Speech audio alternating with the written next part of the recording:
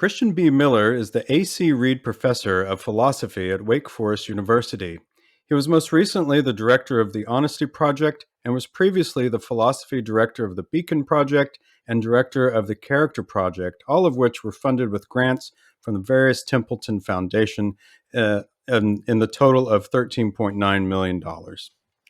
He is the author of over 120 academic papers, as well as moral psychology with Cambridge University Press and 4 books with Oxford University Press: Moral Character and Empirical Theory, Character and Moral Psychology, and The Character Gap, How Good Are We? And Honesty, The Philosophy and Psychology of a Neglected Virtue. He is a science contributor for Forbes, and his writings have also appeared in the New York Times, Wall Street Journal, Dallas Morning News, Slate, The Conversation, Newsweek, Aeon, and Christianity Today. Miller is also the editor and co-editor of many volumes of Oxford University Press and MIT Press. Dr. Miller, welcome to the show. It's great to be with you today. I really look forward to our time together. Yeah, it's going to be great. Fun. Yeah, no, we're both really looking forward to it. So one of the questions we always like to open with our guest is a very simple one, of course. And that is simply, what is philosophy? I have no idea. I do philosophy. I've been doing it for 20 years at Wake Forest University. And that's a question I probably have no really precise answer to give. I couldn't come up with a definition, necessary and sufficient conditions. I can just say some things about how I understand it and what I do. I tend to think of philosophy as taking some subject and not engaging in the subject, but reflecting upon the subject. So take math, for example. If we're doing philosophy of math, I'm not proving things. I'm not solving mathematical equations. I'm reflecting upon math itself. What are numbers? Do they exist? Are they objective? Do humans construct them? So switch gears, take my field closer to home, ethics. When I'm doing philosophy of ethics, I'm not in the first instance acting ethically. I'm reflecting upon what it is to act ethically. What is right and wrong? What is good and bad? What is virtue and vice? So I think of it as a kind of second order reflection upon first order disciplines. And it thought of that way, you can get a philosophy of anything, because everything could be the subject of philosophy. We, after all, have found papers on the philosophy of holes. People think holes and philosophize about them. That's right. Or lumps and clay and statues and all these kind of things. So anything could be the grist for the mill of philosophy, but I don't think I could come up with any kind of rigorous definition for you. That's a good answer, I think. I think that's probably the most honest answer that we've had so far for this question. So that's great. That should be appropriate, given I'm the honesty guy. That's right. Yeah, I appreciate that answer. I've been reading Daniel Dennett's memoir, I've Been Thinking, that came out last year. And I think he credited it to Kierkegaard, but he said philosophy, rather than, like if we're talking about an arrow and a target, rather than focusing on the target, philosophy focuses on the arrow. And that seems similar to your description. Yeah, that's right. It gets a little tricky though. What about metaphilosophy? So the philosophy of philosophy, right? So right. Philosophy itself can be a subject, and we can philosophize about that. That's I think a little bit of a fly in the ointment there, where the target and the process itself are both philosophy, and then we can actually philosophize about how we're philosophizing about philosophy. And I think I'll end it there. Let's move on. Good. So I have a question for you about your initial interest in philosophy. I saw that your first exposure to philosophy was taking a class at a junior college called Introduction to Philosophy. And you said you were really hooked by it, but I saw that when you went to Princeton, at first you were studying biology. So what was the cognitive dissonance there? Why wasn't it philosophy from the start? Well, it was philosophy way earlier than most people. I know you all have some earlier exposure as well in terms of your National Baccalaureate Theory of Knowledge, but that's very much the exception. Most high school students never get exposed to philosophy at that stage in their lives. I was an exception because I was doing a lot of reading on my own, and I stumbled across it. And that combined with my senior year in high school, I had the opportunity to go to a local college called Palm Beach Atlantic and take some courses there. And I said, well, look, here's something I've never had a chance to be exposed to formally: philosophy. Took an introduction to philosophy class with a professor named Dr. Bible, and I'm not being dishonest. That was his name, Dr. Bible. He taught me intro. He taught me philosophy of religion. He taught me philosophy of science. I really liked it a lot. I went off to Princeton for college. You're right.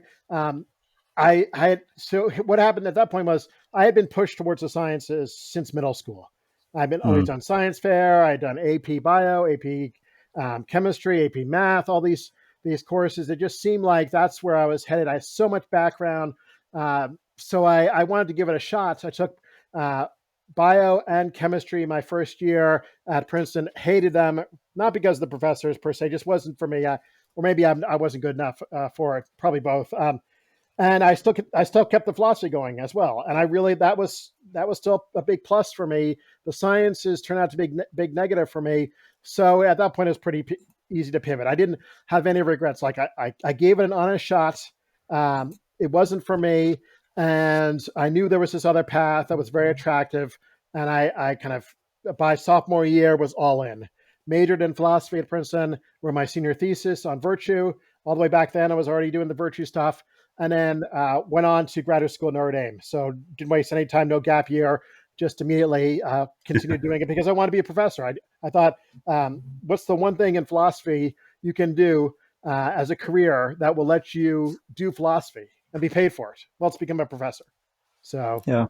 I kind of, it was pretty straightforward for me. Once I made that decision after freshman year of college, there was no going back. That's great. I love philosophy origin stories. They're a lot of fun. Everyone seems to have an interesting one, you know. Yeah, that's great. You bet you never heard Dr. Bible, though. Yeah, that's pretty unique. It's a I pretty cool haven't. That's name. funny. And it is. That's Andrew. I think the rest of these questions we have are pretty personal to you. So go ahead. Okay. Yeah. So I don't even know how to start this one up, but one of the philosophers who got me interested in virtue ethics from our mutual friend, Dr. Science, was Alistair McIntyre. And I also saw that you were, obviously at Notre Dame, you studied, he was there, and I saw that you took one of his his very last seminar. So I'm just curious, what was it like studying with him? I mean, he's such a big name. Yes, yeah. So for listeners who don't know him, he's probably one of the two or three most influential people in character in philosophy in the last 100 years. And he wrote a book called After Virtue. He wrote many books, but one he's most known for is this book called After Virtue that came out in Yeah. 1981 with Notre Dame Press. That was very influential in restoring virtue and character to prominence within philosophy after literally centuries of neglect. So I go to Notre Dame. I, of course, had heard about him. I had actually written part of my senior thesis already on him. So that was one of the exciting things about going to Notre Dame, was to study with him. I didn't have a chance in my first year. My second year, I took a graduate seminar with him. It turned out to be his last one that he ever offered.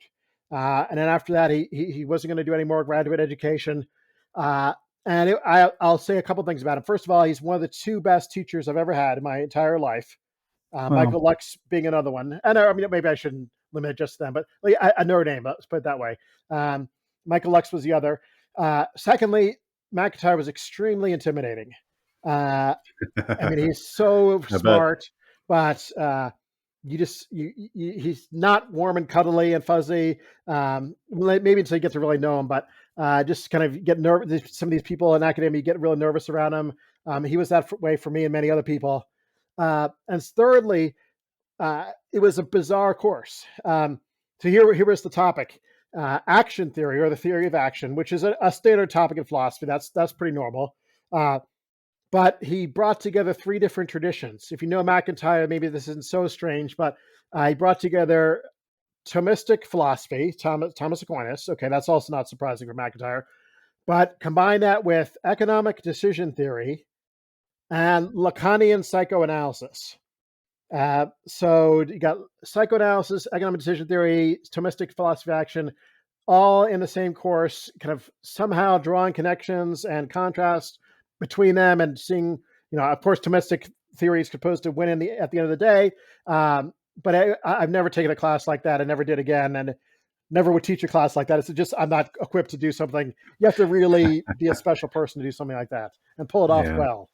So yeah, that's amazing. I mean, that's just, it's like you said. I mean, pulling from all over the place. I heard a story from, I forget what his name is now, but I think he took a seminar with MacIntyre as well, and I think they were asking about his Greek or something like this, and I think he said something along the lines, they were having a conversation, or it was something along the lines of, well, my nanny or whatever used to beat me when I didn't remember the past participles or whatever of Greek. And then the person said, well, that's so bad. And he said, well, that's why I can read Sophocles in the Greek and you can't. So okay. I don't know if that's representative of him, or I don't know. I thought that was really funny. And he can do that without a PhD. Interestingly, he does not have a PhD. He does not have a doctorate degree. Wow, really? Yeah. Oh, MacIntyre did it? That's funny. Yep. So he never got to, I think he stopped at the master's. Wow. Didn't hold him back, though. Yeah, no kidding. No kidding. Okay. Very interesting. Yeah, I don't know if that's true, but that's what I've heard. Well, we'll go with it. Yeah, let's go with it. In one final question about, I mean, your background and your education, you worked at Princeton and at Notre Dame too. I mean, you've worked with some really special, very influential philosophers. Like you said, MacIntyre, I mean, changing last 100 years of, bringing back virtue theory to prominence. Or what's different? I mean, and I'm sure in graduate school and people you meet all the time, they're smart, excellent philosophers. What's the difference between a philosopher like MacIntyre or Brodie and someone who's, tenured professor who might not change philosophy as much? Is it just luck, or is it just a spark they have? Oof. Well, that's a tough question. So you can change philosophy in all kinds of different ways. I mean, you can change philosophy through your teaching. You can have a profound influence on your students, and those students can go on to be very influential themselves. You can change philosophy through your published works, which I think is at the heart of your question. And there's a complex, I'm sure, historical, genealogical story about why some works land and some don't. And I do think, well, I mean, first of all, of course, a lot of it has to do with just sheer brilliance and intelligence and, making points that haven't been made before, or combining different points in new and interesting ways that haven't been combined. Having a grasp of the history of the discipline and so forth and so on, being a good writer sometimes, although sometimes that's not the case at all. We know plenty of influential philosophers who were terrible writers. But I do think that you mentioned the word luck, and there is an element of that too. I've seen a number of cases, people who just had the work come out at the right time and it landed really well, and others I thought came out with a book that was better philosophy, clearer, more rigorous, more careful, and it just kind of died, didn't get attention. So some of these things are outside of the control of the author, whether, who reviews it, whether it sparks a critical lidge or people responding to it, whether it, pisses people off or not, put it, very rigorously. Here's a concrete example of this. This is not a book, but a article. So after in the 80s, the Virtue of Revolution happens. MacIntyre is one of the main people behind it. There was as time went on, an interest in particular virtues. But some particular virtues get attention and others don't. Why? It's because they're more important than others? No. A lot of it's just a matter of luck. So Julia Driver writes a piece on modesty. Of all the virtues, writes a piece on modesty, has a view which is extremely controversial, and generates a pretty big literature of people responding to it. Is it because modesty is such an important virtue? No, I would say not. I would say because she had a view that a lot of people thought was wrong, and they wanted to put their view out there in response to her. In Yeah. contrast, something like honesty gets no attention. In the past 50 years, there were 2 articles written on honesty.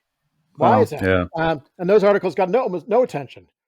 Again, I think it's a matter. Some of this is a matter of timing and luck, and who reads it and who feels like they want to engage with it.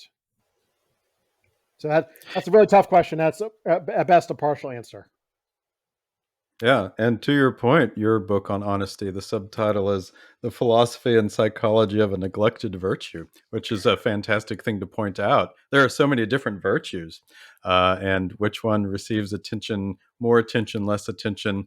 Yeah, it's very interesting from decade Yeah. to decade. I wish it was a matter of, philosophy devoting its attention where it deserves to be devoted, but it doesn't work that way. So Sure. honesty has been neglected. I've written about how generosity has been neglected. I've written Hmm. about how patience has been neglected. These are really important virtues, and almost nothing has They been said are. about them. And in contrast, maybe some ones I think are maybe not as important have gotten a lot of attention. So anyway, Hmm. so a lot of philosophy, well, not a lot, but some of philosophy is faddish. What is in vogue? What is out of vogue? Sure. Sure. Things come and go. It's not this correspondence to the objective importance of the subject matter. Hmm. Yeah. Indeed. Mm. Indeed. Well, Andrew's our game master on our Yeah. show. He comes up with all kinds of very creative games. He Oh subjects no. me and Taylor and I too. I don't think it's too intense for you tonight. But Andrew, you want to hit the speed round Sure. as you've So, titled it? sure. Yeah, that's great. So, I have a speed round of 5 or 6 questions, maybe. If we need more speed for that sounds bad. But if we need more, a little extra on the end. So, I'm going to ask you a question, and first thing that comes to your head, and maybe one sentence why. Uh, okay, great. Got it. I'm ready. So, Bring it great. on. Okay. So, who are 3 philosophers you find impressive? Contemporary or entire history of philosophy? Up to you. Entire. Well, I mean, if you go the whole corpus, immediately come to mind Plato, Aristotle, and Aquinas. Yeah. I mean, huge. So, one sense, reason why? Huge amount of writings that are extremely sophisticated, creative, and dominated the history of Western philosophy. Okay. That's Yeah. yeah. That might have spoiled one of my questions, but that's okay. Here's a fun one. Who's a philosophical influence on you that you aren't proud of? Proud of. Oh, I'm not proud of. Or that you Boy. disagree with? Oh well, that's Yeah, that's a different that's that's a easier. different That's story. Yeah, easier. yeah. I mean, there are lots. I disagrei with Plato. I disagree with Augustine. Uh, disagree with Aquinas to some extent. Certainly a lot with Nietzsche. Let's fast forward to the contemporary. Since we've already talked about MacIntyre, there's one. MacIntyre I disagree with. One sentence why. Look, I like a lot of his philosophy, but in After Virtue and again in his subsequent book, Whose Justice, Which Rationality, there was a focus on grounding virtue within traditions. And those traditions were not given any more objective foundation. And so that led Right. to worries about moral relativism that I thought were inescapable for his view. Okay, great. Okay. Question number 3. What's the I'm trying to most play by the rules. I'm trying to give you the short answer. I can No, say a it's lot good. more. It's good. I mean, I like it. to ask a philosopher to limit their answer to Yeah. one sentence is really quite a It's hard. challenge. It's hard. It's a high And bar. that's okay too. Okay, so what's the most unimpressive thing you're reading right now?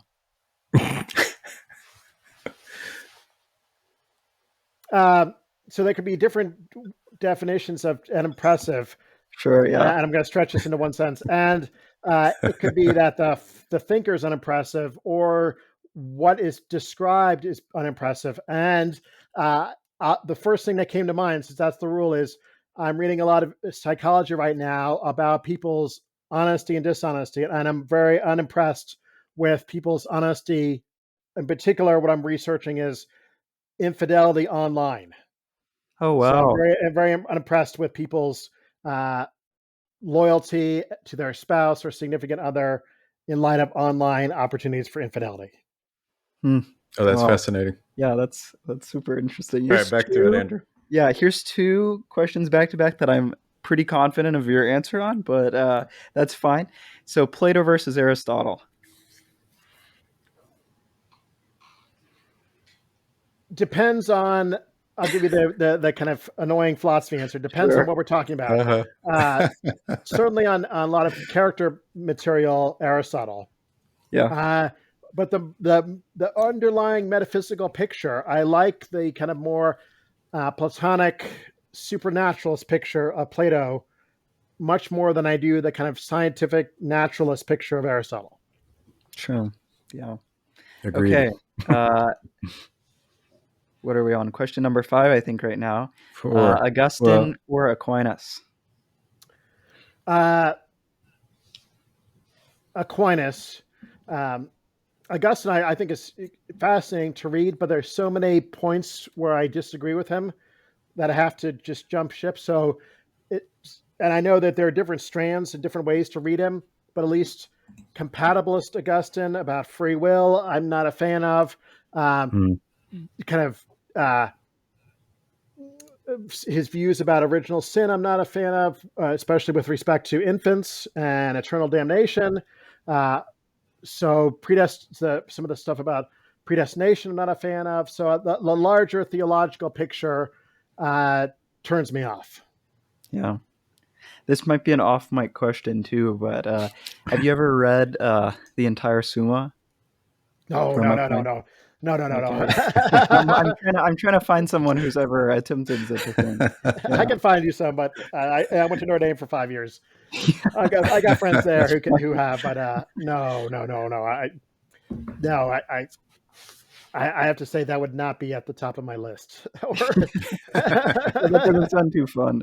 Yeah. Okay, last question here. You have 3 books, Desert Island. They can be philosophy, non-philosophy. Maybe I give you the Bible for free in one of those. Okay. Other than that, three books. That's really, really hard. I'll cheat and do collected works. So I'll do the collected works of Plato. Oh, that's great. Yeah, that's fine. Just in one book. That's great. Collected works of C.S. Lewis. And boy, what's the last one going to be? That one, I think I need to throw in some fiction to lighten the mood here a bit. But which fiction would it be? I'll do something probably not going to be very popular with listeners, but I'll put in. I'll do Harry Potter. Oh wow! Okay. I was thinking it would be like a Lord of the Rings or something. Oh yeah, Lord of the Rings. So yeah, I could do that too. Yeah. No. I don't want to take. Well, I'm reading with my kids now, so we just finished Harry Potter, so it's really fresh in my mind, and we're actually transitioning to Lord of the Rings. So ask me a year from now, and I probably would have said Lord of the Rings. Yeah. That's great. The collected works answer is kind of like, like you have one wish with a genie and your wish is 100 more wishes or something. Yeah. I cheated a bit on that one. No, that's good. I'm curious, just as a quick follow-up, why the collected works of Plato? Is it just more fun to read? What's the deal on that? Yeah, I was thinking kind of entertainment value. I mean, compare having the collected works of Aristotle. Boy, he's so dry and so boring to read. Aquinas is so huge and influential, but again, very dry, I find. Augustine's a little bit livelier. Kant is a slog. And then, most 20th century philosophers are a beast to read. So I was thinking of something more fun, lively. I love the dialogue format. I also love the change of pace, how it's not all, you go from the symposium that's rather different from, say, the Euthyphro, different from the Apology. So there's, even from dialogue to dialogue, there's a lot of variation. So I like that a lot. It's great. Yeah. That's a great answer. Yeah. Yeah. Okay, well, let's get to some virtue and some character business here. So, one of your well known books, of course, is The Character Gap: How Good Are We? Which is a fantastic title. At the outset here, when we're getting ready to start talking about character and virtue, tell us what you mean when you use that word character. What is character? Sure. So I'm going to focus on moral character. Hmm. Philosophers also talk about other kinds of character, like intellectual character. They might talk about aesthetic character, athletic character, prudential character. Right. We'll leave all those aside. Let's just focus on moral character. I'm going to think of that as how we're disposed. So it's a disposition, how we're disposed uh, to think. So it's got a cognitive side, feel. So it's got a motivational and emotional side, and then ultimately act in morally relevant ways. So our moral character has to do with our thinking, our feeling, and our actions, and it subdivides based upon what we're talking about. So if we're talking about matters of truth telling, then that part of our character, well, that would be under following the domain of the virtue of honesty and the vice of dishonesty. If we're talking about matters of pleasure, then we're going to have part of our character that has to do with virtue, temperance, and vice, intemperance. So I think the next step when we think about character is to note that there's a good side to our character. Those are the virtues, the moral virtues, Hmm. and a bad side to our character, the moral vices. So maybe I'll unpack those just a bit more. Take a moral virtue. We've kind of hovered around honesty, so let's stick with that a little bit Hmm. more. Uh, the moral virtue of honesty has a thinking side to it. Honest person, thinks that telling the truth is important, keeping promises is good. It has a motivational side. They want to keep their promises. They don't want to take advantage of other people and deceive them, and that ultimately leads to outward behavior. So the honest person keeps their promises, tells the truth, doesn't cheat, and so forth. And Hmm. then you see that pattern repeated again for other moral virtues, and then you invert it for vices. So the dishonest person will have a structurally similar character going on. They'll have a cognitive component having to do with matters of telling the truth and so forth, of course, oriented in the opposite way. They'll have a motivational side as well, but again, oriented the opposite way. They'll want to cheat when they think they can get away with it. They'll want to break their promises if it's to their advantage. And that will outwardly display in behavior too, of a dishonest kind. So to sum it up, I think of moral character as having these three components to it, and then as branching off classically, going back all the way to Plato, into the moral virtues and the moral vices. Hmm. Yeah, I think it's a great distinction. It's one of those words in philosophy that a lot of people use colloquially all the time. Oh, he's a person of good character. We'd like to develop students' character, things like that. And I always like to take those particular types of words and zero in on them and try to pin them down as best we can. So Sure, that's very good. sure. Yeah. Any That follow up, Andrew? Not on this. I have a new question Okay. to ask, but not on this. Okay. Yeah, Well, go ahead. I was reading. I think it was from one of your other books or articles, but it was a Notre Dame Philosophical Review on these ideas, and they describe this idea of I think it's mixed traits mm-hmm. as bleak. I have a quote for you here from the end of part one, where you state one of the main goals of this book is to challenge the wisdom of using virtues and vices to describe other people, and that you believe most people do not in fact have any virtues, and most people do not in fact have any vices. Could you unpack this claim for us? I think it's very unique, and Yeah, probably foreign to most people. yeah. There's a lot there, and it's going to take a little bit to set it up. So it might sound odd too. I mean, I just was talking about virtue and vice, and all of a sudden I'm sounding like I'm contradicting myself. I'm not supposed to talk about it anymore. So here's what's going on. Uh, I'm a big fan of moral virtues. They're really important. I think we should develop them. I'm a big opponent of moral vices. I think they're really important too, and we should avoid them at all costs. Uh, then there's a separate question. Those are philosophical claims. There's a separate question of, well, what describes actual people in the world today? What do most people's character consist of? Here's an option. Most people are morally virtuous. I think that's not the case. Here's another option. Most people are morally vicious. They have all the vices or a lot of the vices, like sloth and greed and dishonesty and cowardice and injustice. I think that's not the case either.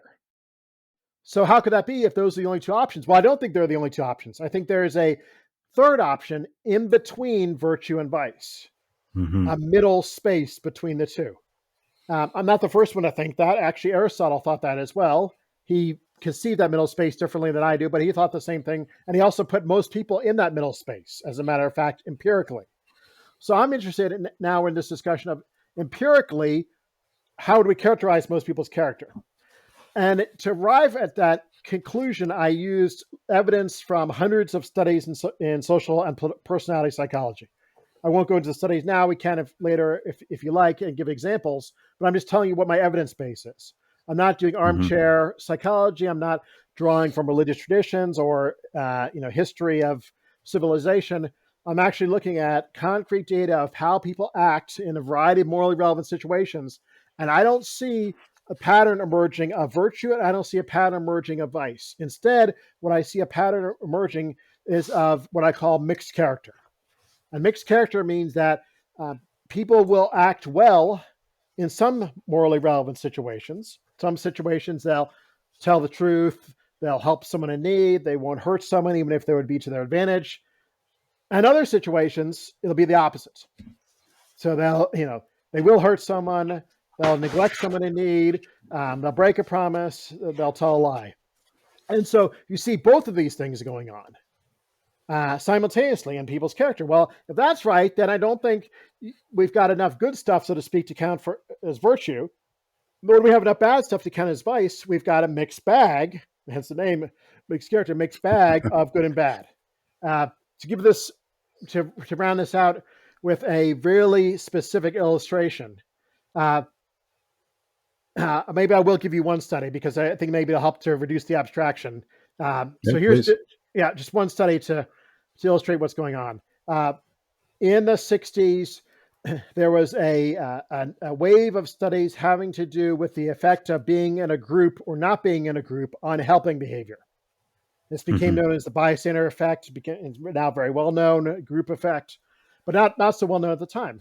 And so here was the basic setup of a study like this. You'd have some people come in to the lab. Individually, they sit at a table, they'd fill out some paperwork. The person in charge would leave, go into the next room. There would be an emergency in the next room, or at least it sounded like it. There would be some like shouts of pain, or there'd be some kind of crash, or something bad was going on. It looks like the person was in trouble, needed help. Overwhelmingly, participants in this study who were by themselves, filling out the papers, would hop up, call out, maybe go into the next room, do something to help. In one version of it that became very famous, 70% helped. This was when it sounded like a bookshelf had collapsed and fallen on, or a person had fallen off a bookshelf and was crying out in pain. Now, the wrinkle was that when the study was varied with other participants, and now these other participants came into the room individually, started filling out the papers, and then a stranger was introduced who went into the room also filling out the papers. Then the emergency happened, and the stranger didn't do anything to help. The participants rarely helped. So now in the same study, again, you got two people in the room. The stranger isn't doing anything to help, even though there's cries of need from the next room.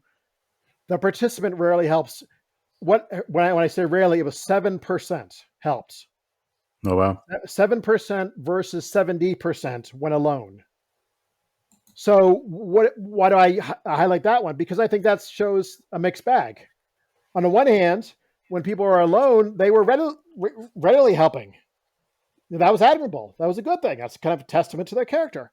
But when they were in the, now notice it's not the same people, but I suspect it would have been the same pattern anyway. When participants were put in a room with a stranger who was not helping, they didn't help. That's not admirable. That's not a testimony to the virtue of their character. They should have helped even though the other person wasn't. So we have a mixed bag. Some situations good, some situations not so good.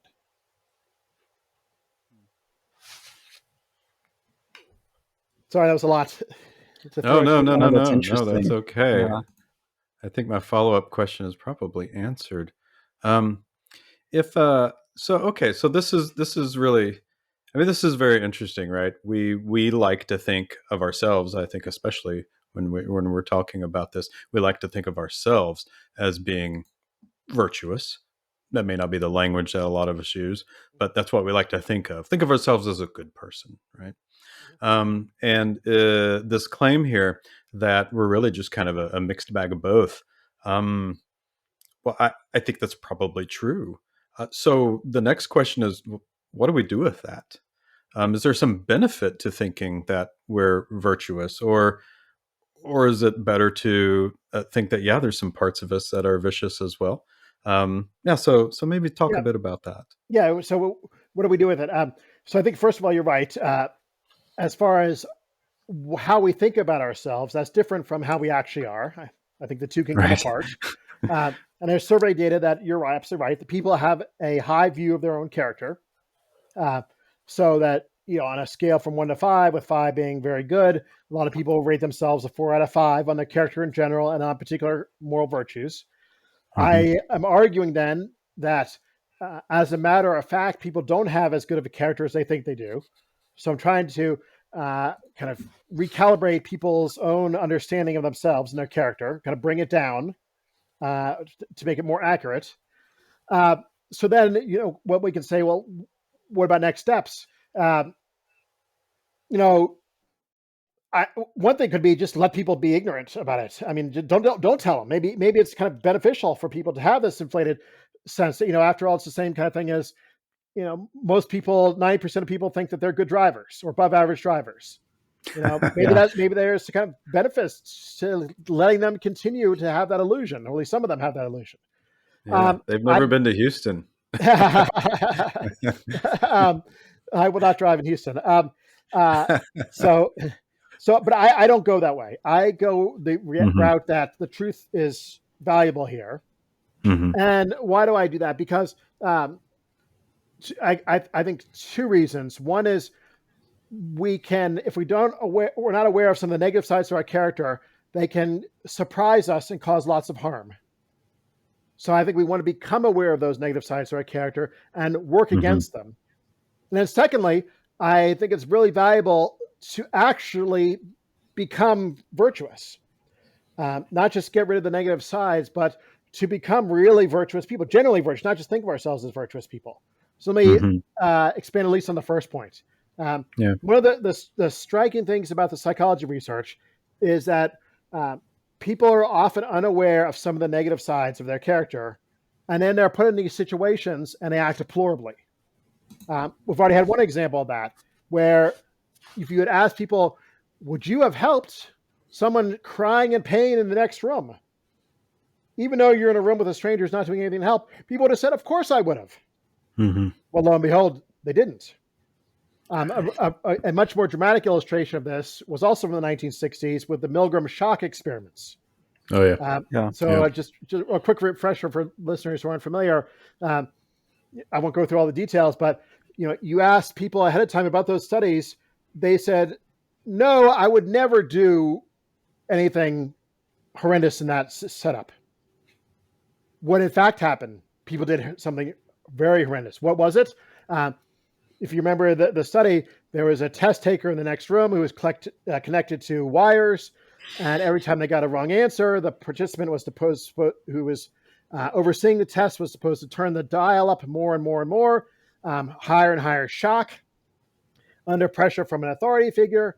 So people who were not part of that situation, were not familiar with the data, thought, no, that they would never, I would never, or people in general would never get carried away. Well, as a matter of fact, the majority of participants turned the shock level up to the XXX level, which was the lethal level of shock, effectively, so they thought, killing the person in the next room. Hmm. Innocent people, these are not bad apples, like the worst criminal, whatever you want to say. Ordinary people could be brought to kill an innocent test taker in the span of an experiment. So why do I harp on these things? Because I think these things are worth knowing. That there are these negative sides to our character that are there that were disposed to obey authority figures in the Milgram experiment, were disposed to diffuse responsibility in crowds, not take responsibility, but put the responsibility on other people, wipe our hands clean in crowds. These other tendencies like this that are there, we might not recognize them, but if they kick in, if we're in situations where they're operative, they can bring about terrible results.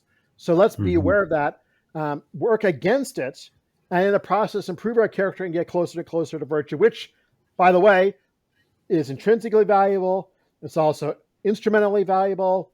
It's valuable on religious grounds. It's valuable on secular grounds. It's valuable on communal grounds. All across the board, it's a great way to live. Sorry, another That's fantastic. big, No, that's long-winded answer. That's great. Andrew, you got a follow up or? Yeah, I'm trying to formulate a question, but maybe I'll need to rephrase this. So I'm sorry if I do. But let's say we have Jimmy who recognizes he's a 5 out of 10 on his virtue vice scale. But then Jimmy, well, maybe if he's reading the book at all, then it necessitates the opposite of this. But maybe Jimmy doesn't realize, okay, why should I be a virtuous person? Do you have an answer to that? Yeah. So I have an answer. I have multiple answers. So in the book, I've got a chapter on kind of reasons to care. Why should this matter? Now, I think those reasons will only go so far. So if you're kind of just a hard-nosed skeptic, I don't think I convince you. They won't convince anyone. But if you're at least open to considering different forms of evidence, here are a couple pieces of evidence. One is virtue makes society go better in general. So look, would you rather live in a society that's honest, that's just, that's fair, that's compassionate, or the opposite? I think it's pretty clear. Virtue is also good in and of itself. It's intrinsically good. Now, again, a skeptic would deny that. That I can't just beg the question, but I think it's not hard to see that this is a really good thing in and of itself. Third thing, virtue is emotionally aspirational. We're inspired by the lives of good people. So you present Jimmy with the life of Mother Teresa, or pick your favorite one, Lincoln or Gandhi or Socrates or Jesus, whatever, Confucius. For many people, that is not just an intellectual exercise. It calls forth an emotional response, a desire to be more like that person. So there's emotional reasons to want to change too. And then two more things. If Jimmy is a part of a religious tradition, all the major religious traditions care about virtue, so there are resources there. And then finally, if it's just all those things don't work, and if we just have to take it back to kind of crude self-interest, or at least that's where we need to start, which I think is often the place we do need to start. Like, how does it benefit me? What's in it for me? Well, there's research. Admittedly, correlational research, so it's not the best kind of research, but there is some research suggesting that virtue is correlated with all kinds of things that people would normally like to have. Everything from greater subjective well-being or happiness, to better academic achievement, to longer lifespan, to higher optimism and so forth. So there are goodies perhaps involved in living this way as well. You don't want to stay at that level of analysis. You want to move beyond that if you're really going to become virtuous, but it doesn't hurt to start there. Great. I think you're muted still. Yeah. That's how I look at my students in class. They zone out, but I'm up there gesturing. Right.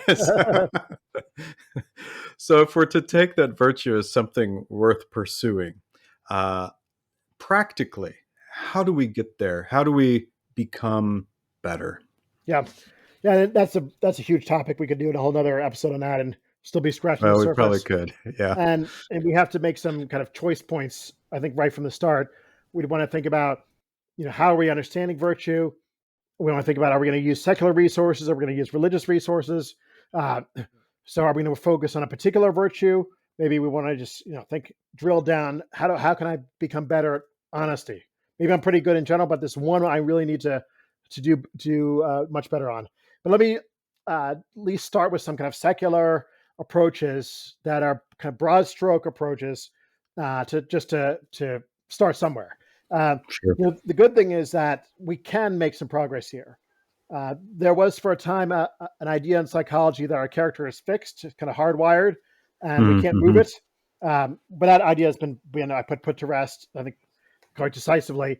And so we do have some influence on our own character, although not something that we can flip a switch and change overnight dramatically. It's a slow, gradual process with lots of setbacks. But three things I focus on in the Character Gap book are moral exemplars. I'll focus on one a little bit here more than I gave it credit for in the book.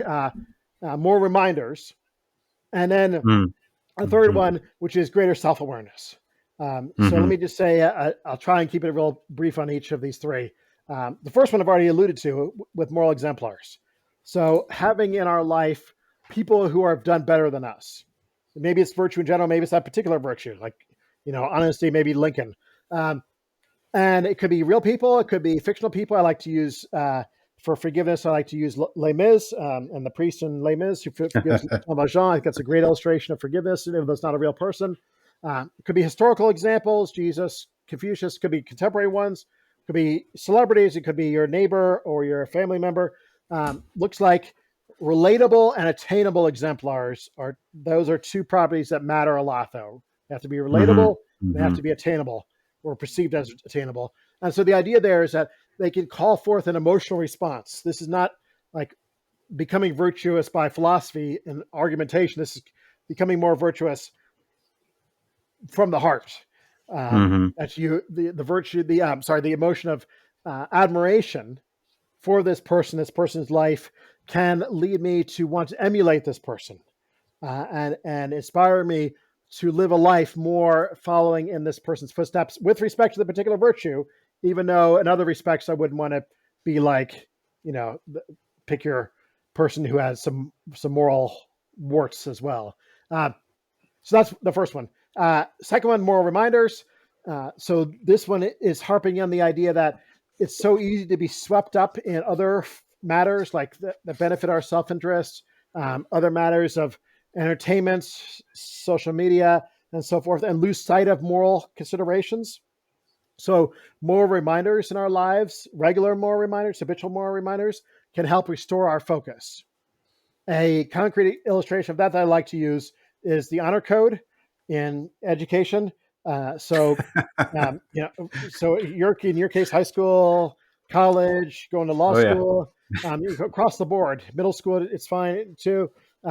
Where it's not foolproof and it doesn't get you 100% honesty, but it does move the needle. And I think there's good research for this to get people to think about their moral commitments and their moral values with respect to honesty, and then reduce the chance of them cheating subsequently on a test or a paper. And I can cite some specific research on that if you like.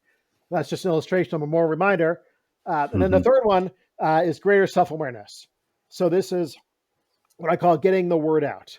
And this harps back to some of our earlier discussion as well. So many people knew about the powerful effect of authority figures and how we can desire to obey authority figures to the extent to which we will commit atrocities. But now that's becoming more widely known. Not many people knew about our fear of embarrassment in group contexts and our willingness to conform to group behavior. And so the research showed that. And now that's becoming more well known. We even have training courses on it and so forth. So the more we become familiar with these ideas and they become more kind of general cultural knowledge, hopefully the thought is we can be sensitive to them and guard against them when we're in situations where they might hold us back. So we can kind of one up them. Why am I not? This person's getting teased. Why am I not doing anything? Well, it's because I'm afraid of embarrassing myself, or I'm diffusing responsibility. Well, at least I wouldn't be blamed because everyone else isn't doing anything either. So don't single out me.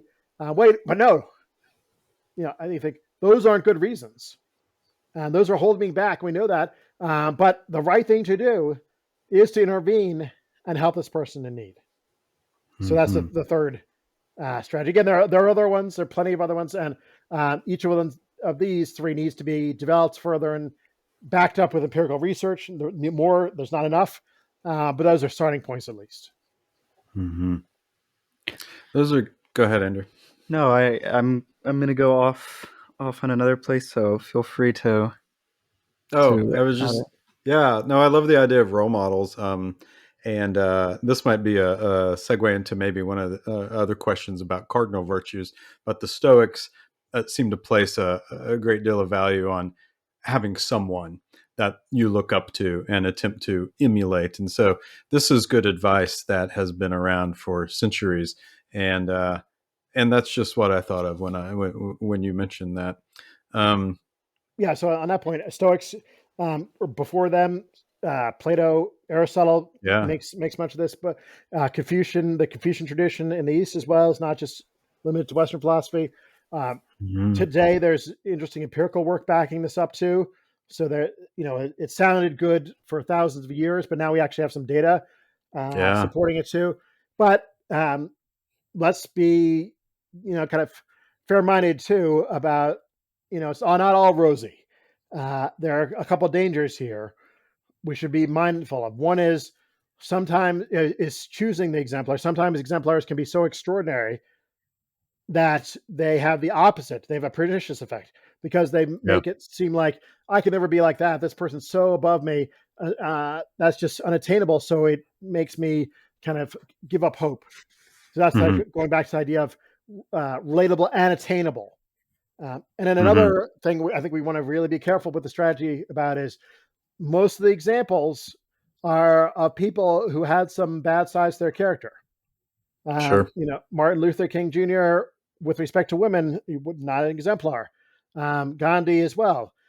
So just to Mhm. pick two examples out of the hat, we can think of plenty of others. Socrates, was bizarre in some ways. Um, Yeah. so I'm Not not a sure I great want husband. to. Yeah. So it did some weird things. So we want to make sure we just target one particular aspect of the character for emulation, not necessarily the whole thing. Hmm. Yeah, that's great. I'm thinking of just for reference for this one, uh, Susan Wolf's Moral Mm-hmm. Saints paper. Are you familiar Right. with? I She am. raises a criticism with kind of virtue ethics, virtue theory in it, and I think I don't have a great example, but this is the one that when I was learning her theory on this and the objection, this is somewhat of the example that was used for me. So I'm going to raise it and feel free to recharacterize. But um, so if we imagine, you know, shoot, I forgot my example. If we imagine like maybe a basketball player who, you know, is naturally talented, maybe super tall already. Uh, they want to spend time playing basketball in the gym. Not only does that give us good entertainment, but it also, I don't know, maybe gives them some extra cash. I don't know, whatever. But presumably, the time that they would spend on something like basketball, that's going to be limiting their time to, perfecting virtues in many ways, and in some instances, kind of counteracting virtues. And so, uh, in some ways, the virtue ethicist might say, well, that's bad because it's limiting your possibility of virtue. Where the normal everyday Joe might say, well, we really like basketball. That makes us really happy, and it seems to make this person happy too. Uh, do you have a response to this? Because I haven't found one that I'm quite Yeah. happy with. Yeah. So let me just say a couple things. So I haven't looked at that paper in a little while, so I'm a little bit rusty on it. But first of all, for listeners who are not familiar with this is Susan Wolf at UNC. It's one of her famous papers called Moral Saints, published in the Journal of Philosophy. Uh, I would send you to a response paper, which I think is a wonderful response paper by Robert Adams, Yep. also in the Journal of Philosophy. I think that does a nice job if you want the kind of review. Way I read her actually is not as an opponent of virtue ethics or virtue theory. What I see her doing is critiquing how a consequentialist and a Kantian or deontological approach would think of virtue and what it is to be a moral saint. Uh, and if you take a kind of straightforward utilitarian kind of consequentialist, they're focus so much on maximizing the good, and in order to maximize the good, they don't have any opportunity in their lives for more personal projects and friendships and relationships. It's all about utility maximization, and so it might seem like that life is far from admirable. It might in fact be that life is kind of repulsive in some ways, turns us off. And I am actually sympathetic to that. Yeah. I'm sympathetic to the idea that what the good life might look like on certain theories might not be so good. So what Adams points out is, well, if you look at actual saints throughout history, they don't look at all like the saints Wolf talks about. Yeah. These saints would, devote their times to sometimes seemingly meaningless activities, pointless activities that didn't bring about any kind of maximizing of the good. They had all kinds of flaws to their character, or two sides of their character. Anyway, so I think she's actually giving us a nice, more Aristotelian way into thinking about a moral saint, and a critique of what rival theories in ethics would say about moral saints. But that's just my take on it. Yeah, but I think I could also imagine like a time when a virtue, like say I'm at dinner or I'm playing video games or something, and my sister, she really wants, the extra slice of the pie from me, or wants to play some video games instead of me. Like maybe it's because I'm not virtuous, but there seems like there's times when I would not want to do these things. Uh, Sure. does And does is that just a lack of virtue? I mean, that's fine if it is, or do we leave some room for this? And yeah, so I mean, this would have to be unpacked, I think, pretty extensively. So um, anyone who works on virtue, I think, should say if you want to think about cases, we need to develop the cases richly. yeah, We need to get the details of the case sorted out. We need to know, how long have you been playing? Has she had an opportunity to play? Do you have to leave imminently? Is there time for both of you? So all these relevant factors come into the discussion, and then we can kind of see our way forward using practical wisdom and other forms of discernment. Having said that, yeah, I'm sure there are versions of the case where you should stop playing. Where you've been kind of greedy and stingy, and it's unfair. You give someone else a chance. There are other versions of the scenario though where it's perfectly appropriate for you to continue to play and say, no, look, we're going to go home and you can play more then, or whatever. So it depends on the nuances. Now, what I think we should resist here, I think you're also getting at this, is any kind of maximizing conception of virtue, where to be a compassionate person, you have to maximize your helpfulness at all times. And if you slip up and aren't doing the very best, thing in terms of promoting goodness in the world, then you're failing to be virtuous. Well, that's if you have that kind of conception, that's going to take you right back to Susan Wolf's moral saints in quotation marks, and that's no way to live. And that's not the way. If that's what being virtuous is like, I don't want to have any part of it. Yeah, that's fair. Yeah, great. Yeah, That's great. You mentioned practical wisdom and a couple other virtues there in the last few minutes. I'm sure there's a lot of hand wringing in virtuous circles about which virtues are the best, the ones that we should strive for the most, and perhaps others follow from others. So there is this conception of the four cardinal virtues: courage, wisdom, justice, and temperance. That goes all the way back to ancient Greece, and then through the Stoics, and then by extension into the medieval period. So I'm just curious. How do you feel about the cardinal virtues? Are they all that? I've never once made use of it. Yeah. Yeah, to be blunt.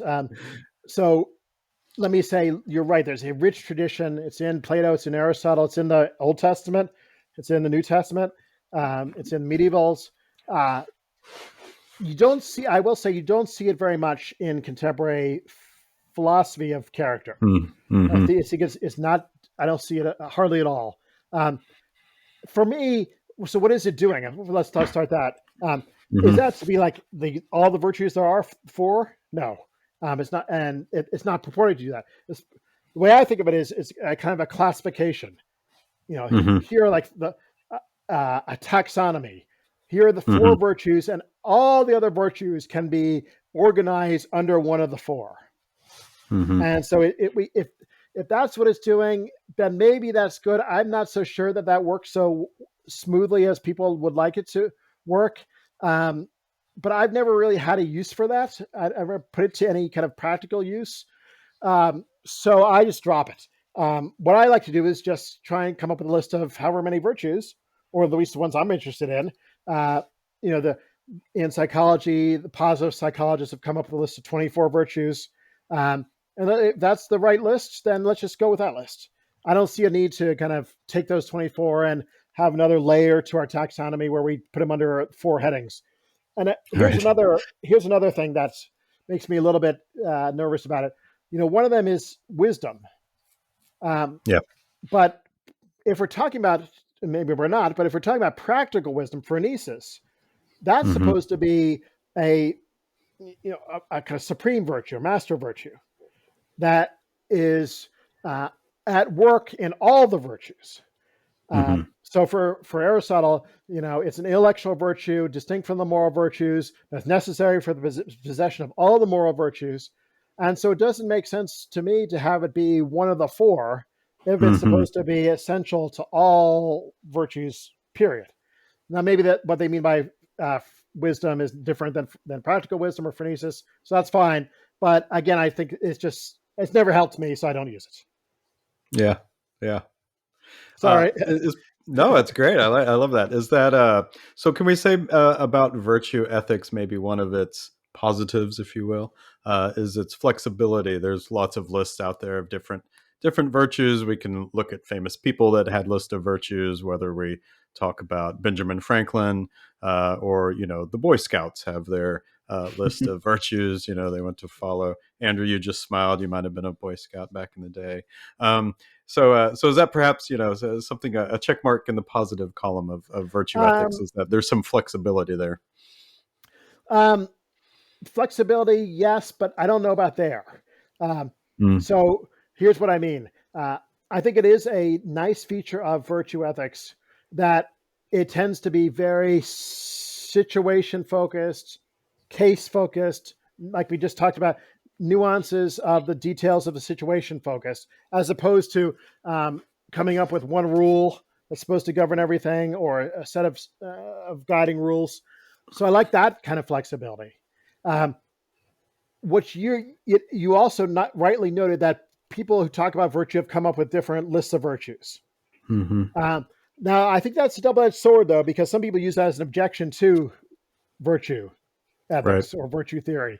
Why? Well, because they say, "Well, how do I know what the right list is?"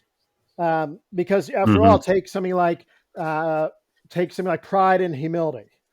Hmm. Well, of course, humility is a virtue and pride is a vice. Well, not obviously in Aristotle. Right. Aristotle looks like it's the opposite. Pretty clearly, it's not the case in Nietzsche, where Right. it flips around. But yes, it is in Aquinas. Yes, it is in the New Testament. So, okay, well, which one is it? These different thinkers coming up with different lists, and it can I kind of open the door for a bit of uh, relativistic a relativistic mindset to enter. And Hmm. I don't.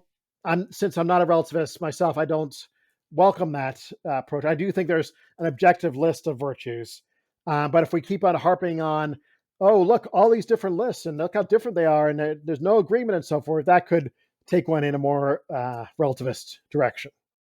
Hmm. Yeah. So you see Andrew? why I'm a little worried. No, I do. I do. And that's a great counter argument to it. And then there's sometimes when I talk to people about virtue ethics, when I do normative ethics, there's this kind of muddy area between what's a virtue and what's a value, Mm. and if those are the same things, and uh, Yes. Anyway, I digress. But Yep. Let me say two things. I'll say something about that, but also here's a little bit of a fly in the ointment. This is mm-hmm. a bit more like kind of advanced virtue technicality stuff. Um, not something you'd get into in high school, that's for sure. But here it is. There's a difference between virtue ethics and virtue theory. Mm-hmm. So our entire conversation has actually been a conversation about virtue theory. We've just been Mm-hmm. talking about what a virtue is, what are the virtues, what are the features of a virtue, how do we cultivate a virtue. We never got into debates about utilitarianism or Kant's ethics or Aristotelian ethics. And I think that's the right way to do it. Virtue theory just theorizes about particular virtues. Virtue ethics, now, that's different. Virtue ethics is a theory about morality. It's trying to tell you what morality is. In Mm-hmm. particular, it's trying to tell you when action is right or wrong, good and bad. And it's often portrayed as a rival theory to Kantian ethics, and a rival theory to utilitarianism, a rival theory to divine command theory, and these other views are out there. But all the theories out there care about virtue Mm-hmm. to some extent. Kant talks about virtue. It's not like he never thought of it or like ignored it. It's got a role to play. Utilitarians talk about virtue. It's got a role to play. Of course, virtue ethicists care about virtue. It's very central for them. But you do want to be careful because, as a matter of fact, all the theories in normative ethics think virtue is important. Maybe more important than others. You know, some might say it's more important than others, and it does different works in different theories. But I don't want to get into that dispute. I don't want to have that fight. In my character gap book, I never entertain any fights with the rival theories because I want to talk at a level. I want to talk at a level that's, you know, that non-philosophers are talking about. They're not talking about these theories, but they are talking about honesty.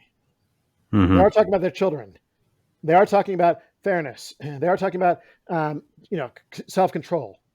And you can have all that discussion and cultivate it and look at the data and all that without having to get into these big fights about which theory of morality is correct. That's great.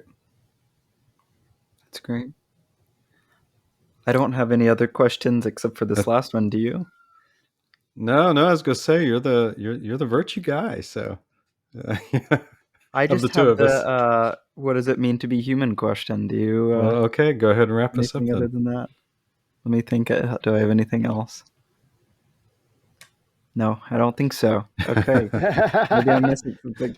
Okay. Andrew's our resident Catholic virtuist. So okay. You should have said that up front. I had no idea what I was getting into. So what does it mean to be human? That's kind of like the first one about philosophy. I don't know if I have a definition or necessary and sufficient conditions. You know, it's tempting to propose certain things like, you know, to be human is to be morally flawed, to sin, or if you want religious categories. But I don't think that's an essential feature of humanity. So if we can be permitted to go a little bit on the theology side for a moment, look at in religious traditions like Christianity, there's supposed to be a time in which human beings no longer sin. Well, in fact, have a perfectly virtuous character. At least some human beings, maybe all. So that can't be essential to what it is to be human. Because if it's essential to human beings that we do wrong or we have flaws in our character, then we will be prohibited from entering into union with God or eternal communion with God in the afterlife. Is it essential to human beings that we have limited lifespans? No, I don't think so. Same reason. You know, on theological grounds, at least some human beings are supposed to live forever. So a finite lifespan isn't essential either. So, and I think even if you don't believe the theology, you can at least, you know, think in terms of possible worlds. Isn't it possible for a human being to live forever? And it seems to me that's logically possible, at least. So I tend to think then, what does it mean to be human? Let's take that question maybe not as an analytic philosopher would take it in terms of like essential features or necessary and sufficient conditions, but just more in terms of like our ordinary lived experience. Mm-hmm. And one big thing that comes out of this discussion we've had is what does it mean to be human is to be morally mixed, um, to not have complete virtue, at least in this life. Uh, I think, again, if theology aside, or if there was one human being that was supposed to be completely virtuous, if you allow the theological categories, if you don't allow that, then I think no human being has ever been completely virtuous. I don't think any human being has ever been completely vicious either, at least in this life. There's a spectrum. I think it's a bell curve right now. There are outliers. We've talked about some moral exemplars. We haven't talked much about some moral villains, but we can come up with our Hitlers and our Stalins and our Putins and so forth. But most of us today, what does it mean to be human? At least one part of that is to be a mixed bag, to have some good sides to our character and to act well in some circumstances, but to have some bad sides to our character as well, and to act badly in other situations. So when you meet someone for the first time, I think the right attitude to take is to not assume that they are a good person, or at least a really good person. You can hope that, you want that to be the case. You can pray for it, or you can, work towards promoting that. But you can't assume that right off the bat. So that's my best shot at that question. That's great. That's beautiful. I love it. Andrew, you're smiling a lot during that response. Yeah, I think a big key takeaway for this too is you talked about other people there, but I think also for yourself. And I was just reading this story with my class at school. There's this story by this author, Flannery O'Connor, called Revelation. I don't know if you're familiar with it, but I know Flannery O'Connor for sure, but I don't know that particular story. Yeah. Well, it's about this woman who, throughout the story, I mean, she's a nasty. She's not a nasty woman, but she's a normal woman who has flaws like everybody. But she believes she's very self-important, and at the end of the story, she's kind of she's called an old warthog. And so she realizes in that moment that she's a nasty lady, but because of that moment, she can go to heaven or whatever. So so she's not completely vicious. So there was even in that case there was some mixture. Maybe it's absolutely skewed a little bit towards the vice side, but some mixture was present there too. So yeah, that's right. So I just thinking about that throughout. But that's great. It was a great time to have you on. Really good conversation. Thank you so much. Thank you so much, Christian. Absolutely. Everyone, the books are The Character Gap. You can pick that up, as well as Honesty. And Character Gap's a bit more for a general audience. Honesty gets a little more analytical, but they're both fantastic. And there's an upcoming book, am I correct? Yeah, there'll be a new book on honesty, maybe next year, and that will be more for popular audience. So Character Gap 2.0, just focus on honesty and dishonesty with a special focus on technology. How technology is promoting a lot of dishonesty in our lives, unfortunately, and what we can do about it.